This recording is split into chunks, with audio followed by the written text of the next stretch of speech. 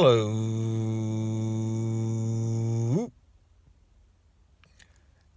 So I thought I'd make a very sexy manifesting video today. And you know what that means? It means we're going to talk about how we feel.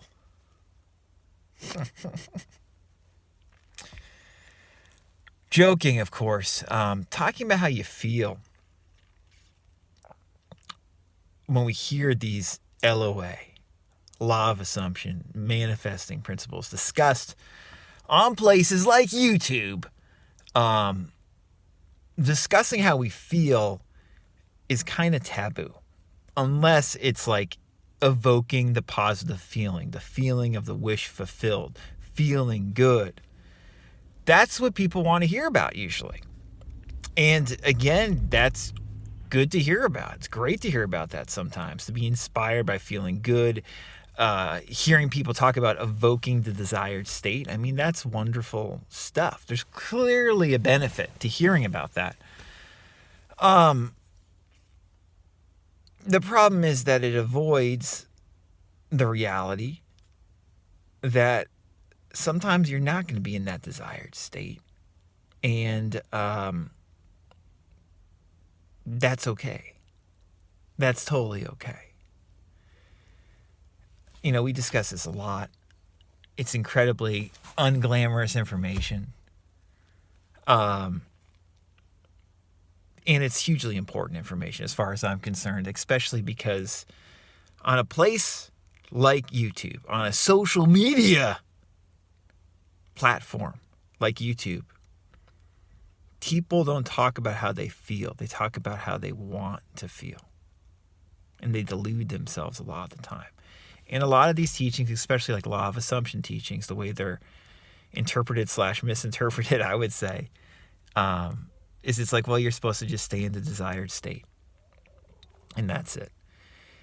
And as I like to say, if you can do that, great, just do that. But for most of us following Neville's teachings or other similar law of assumption type of teachings, it's impossible. You're going to feel like shit some of the time, or a lot of the time.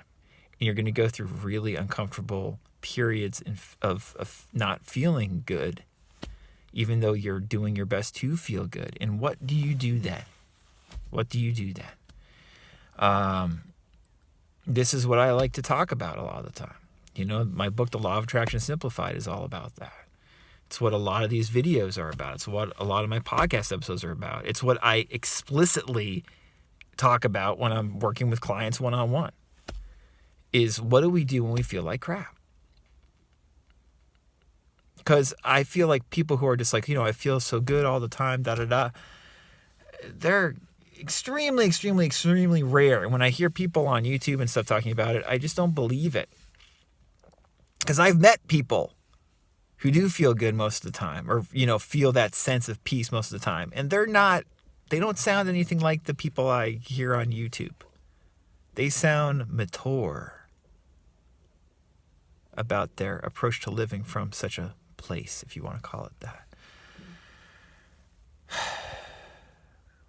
So, you know, the last couple of videos have just been about, like, I feel like crap. What do I do? And the answer is there's so many things you can do to work through tough feelings. And the other answer is that there's nothing wrong with you. You should not feel guilty or shamed for having these quote-unquote bad feelings. They're not really bad. And feeling good, it doesn't have to be like this special ecstatic state of mind. It's feeling good. It's just like, I'm okay with where I'm at right now. It's really like, you know, instead of feeling bad about where you're at, feel okay with where you're at. That's another way of looking at feel good, not bad.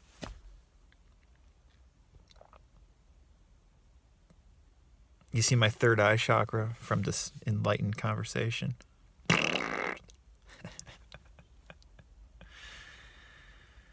When before I got into LOA, you know, and like I was still, you know, working with some people, not as nearly as much as I do now, but still counseling some people and doing more of like my stop being serious type of stuff, which is still the backbone of a lot of the recommendations I share. Like in The Joy of Not Thinking, that's like basically the same recommendations I shared in Stop Being Serious back in 2011, right? But back then, my approach for my own life and the approach I would give the clients I had, it was basically like, listen, these feelings, these crazy thoughts are just absurd, and just look at them as like they're absurd. These like, I feel bad. I don't know why I feel bad. Look at that. Stop being serious. Stop taking that so seriously. I used to say, like, I feel like shit. So what? Who cares? It's fine. Be okay with where you're at right now instead of beating yourself up, instead of feeling bad about it. Feel good, not bad. That's like what it is. That's like, stop being serious. Stop being serious. If you stop being serious, your third eye explodes up. No, if you stop being serious about feeling so bad and I can't handle my emotions, then the feelings, the difficult feelings, quote unquote difficult feelings, stop being so difficult. You still feel bad emotionally, physically, but it's not a big deal. That used to be my main approach, and it still, I would say, is my main focus of a lot of the advice I give. But since I've gotten into LOA stuff, just gotten into more counseling stuff and more therapy stuff, since me myself started going to a hypnotherapist a few years ago, and then just delved into more just interesting therapeutic modalities from there that linked up with LOA, like IFS, internal family systems, like, just some of the hypnotherapy modalities that therapists talk about, and things like, if you have like a good therapist or hypnotherapist like I do, they're open to stuff like energy healing and tapping and stuff like that. All this stuff helped me realize that, I don't just have to look at these passing uncomfortable feelings and thoughts as being absurd, which they are. They're all absurd. Everything's absurd in a way. Suffering is absurd in a way, right? But we can also become more intimate with these passing feelings and thoughts, These feelings, as I've been talking about a lot recently, that bother us, not only do we have to look at them so seriously, but we can really look at like why they are here. And the answer is not always going to just pop up at us. But if we're patient and really listen to the feeling, not to the thoughts associated with the feeling, but listen into what our feeling of fear has to say, for instance, we're going to get answers. We're going to get answers. And if you haven't watched the previous videos, if you're unfamiliar with what I'm talking about, this probably sounds crazy, but I don't care. Because I specialize in sounding crazy and actually not being crazy. Look at my third eye.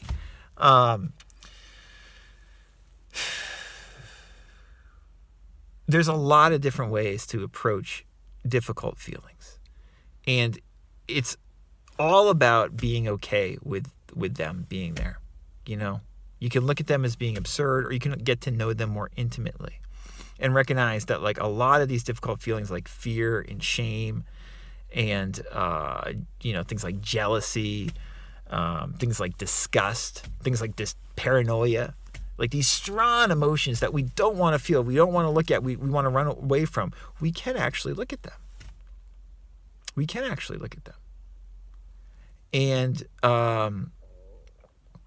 a lot of the time it helps us realize that the thoughts that come up might be absurd, but the feeling itself that's there, like that tightness in the stomach or that upset stomach or, your head spinning, that has a history. Like that's probably past trauma from, when you were young, honestly. And you can work with that. You can work with that past trauma. You can work with that part of you, as they would say in IFS.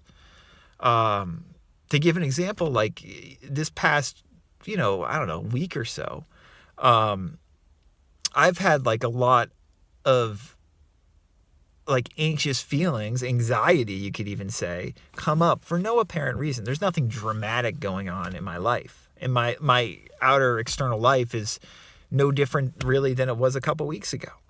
But for whatever reason, like I felt more triggered and more like antsy and janky the last, 4 or 5 days. than I usually do. And like I feel it like in my chest, feel it in my stomach. And a car almost ran into mine just now. And it's uncomfortable. It's uncomfortable feelings physically. It's like, wow, this tightness is here.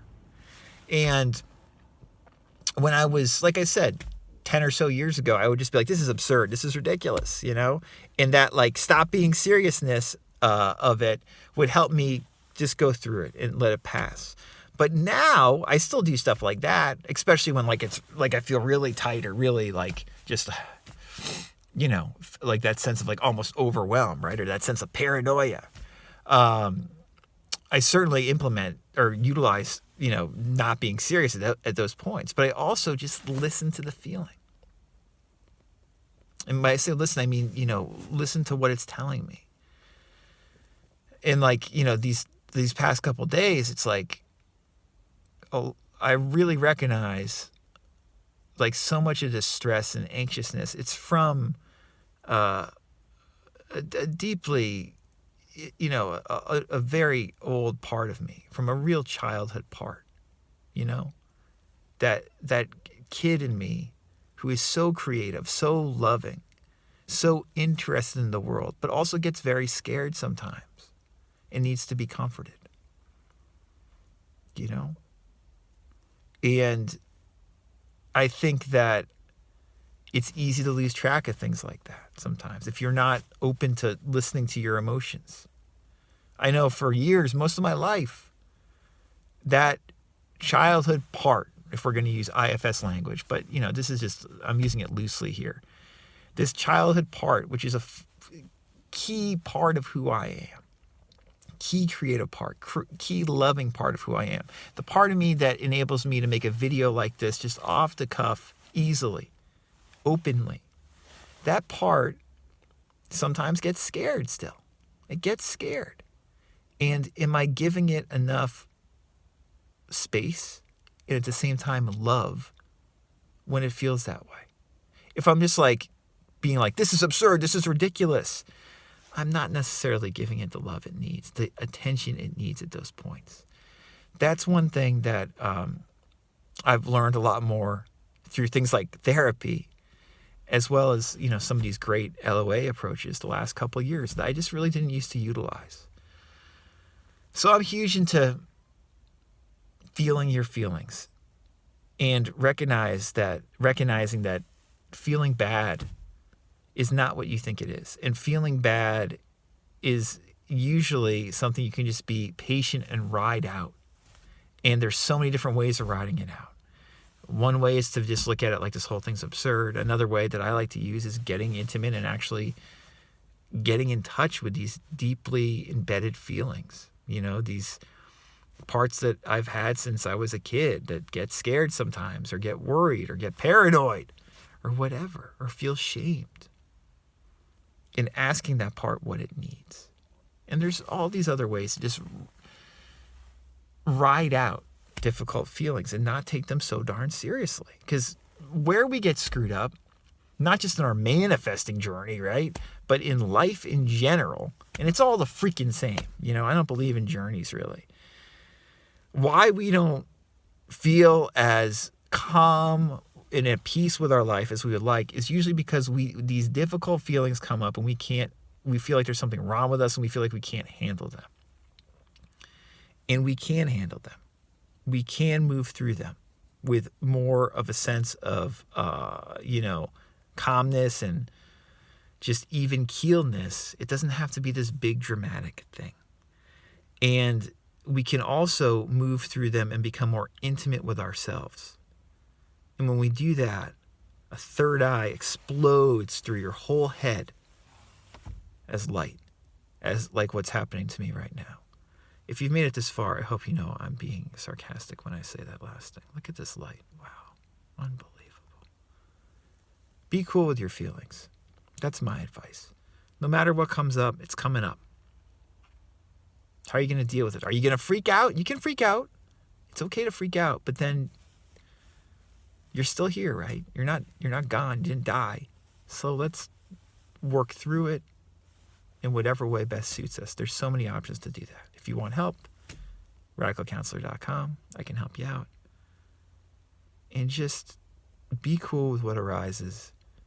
And what arises will become more and more to your liking if you do that. At least in my experiences. Have a good one.